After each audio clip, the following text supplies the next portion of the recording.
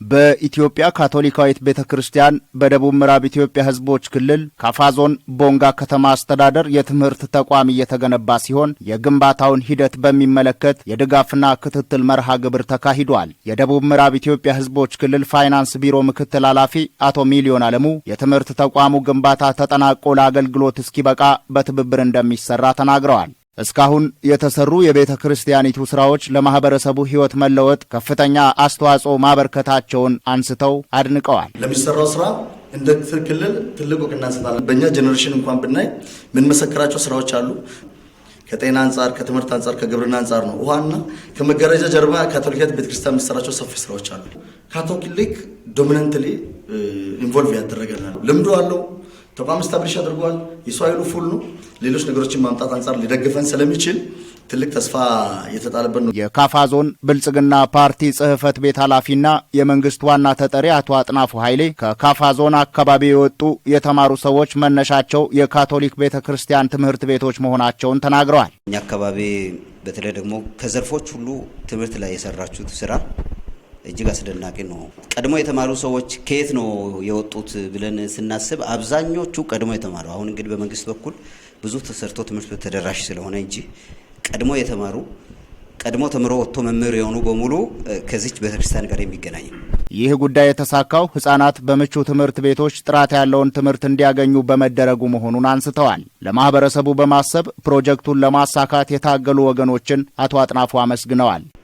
ፕሮጀክቱን ለማምጣት የተደረገውን ጥረት ግን በህዝባችን ስም ትልቅ ምስጋና ነው የምናቀርበው። የተሰራው ስራ እንደ ጽድቅ ነው የሚቆጠረው የሚለው ነገር ለማንሳት ነው። የካፋ ዞን ትምህርት መምሪያ ኃላፊ አቶ ሙልጌታ መሸሻ በበኩላቸው በካፋ ዞን የዘመናዊ ትምህርት መሰረት የተጣለው በካቶሊክ ቤተክርስቲያን ነው ብለዋል። በህፃናት ስነ ምግባር ግንባታና በትምህርት ልማት ስራዎች ላይ የሚከናወኑ ተግባራት ቤተክርስቲያኒቱን የሚያስመሰግኑ እንደሆኑ ተናግረዋል። የትምህርት ልማቱን የሚደግፍ የትምህርት ተደራሽነት ላይ ጥራት ላይ ከዛ ባለፈ ደግሞ የህፃናቱ ስነ ምግባር ላይ በጣም ትኩረት አድርጎ እየሰራ ያለ ተቋም። የካፋ ዞን ምክትል አስተዳዳሪና የገቢዎች መምሪያ ኃላፊ አቶ ደመላሽ ንጉሴ በትምህርት ዘርፍ በርካታ ችግሮች እንዳሉ ገልጸው ቤተክርስቲያኒቱ ይህንን ለመፍታት እየሰራች ነው ብለዋል። ትምህርት የሚባል ነገር በጣም ወሳኝ ነው። ግንዛቤ የሚባለው ነገር፣ እውቀት የሚባለው ነገር፣ እውቀት ያላቸው ሰዎች ነገን አሻግሮ የመመልከት አቅም አላቸው። ነገ ለምን ይፈጠራል፣ ነገ ምን ያስፈልገናል፣ ነገ ደግሞ አቅለው መስራት አቅም አላቸው። ስለዚህ በተለይ ግራስሩት ሌቭል ላይ መደበኛ ባልሆኑ ትምህርቶች ላይ ጥራት ችግር አለበት፣ የተደራሽነት ችግር አለበት። ከዚያ አኳያ የመንግስትን ክፍተት እናንተ እየለያችሁ እየመላችሁ የምትሄዱበት አግባብ ይህ ትልቅ ለውጥ ነው። በተለይ ትምህርት ተደራሽ ባልሆነባቸው ቦታዎችም እናንተ ደርሳችሁ እየሰራችሁ ያላችሁበት ሁኔታ በደንብ በጥሩ ጎኑ የምንመለከተው ነው። የግብረ ገብነት ችግሮችን በመቅረፍ ትውልድን ለማነጽ ቤተክርስቲያን የምታደርገውን ጥረት እንድትቀጥል አስተያየት ሰጥተዋል። ግብረ ገብ የሆነ ዜጋ ለሀገር ይቆረቆራል። የግብረ ገብነት ችግሮች አሉ።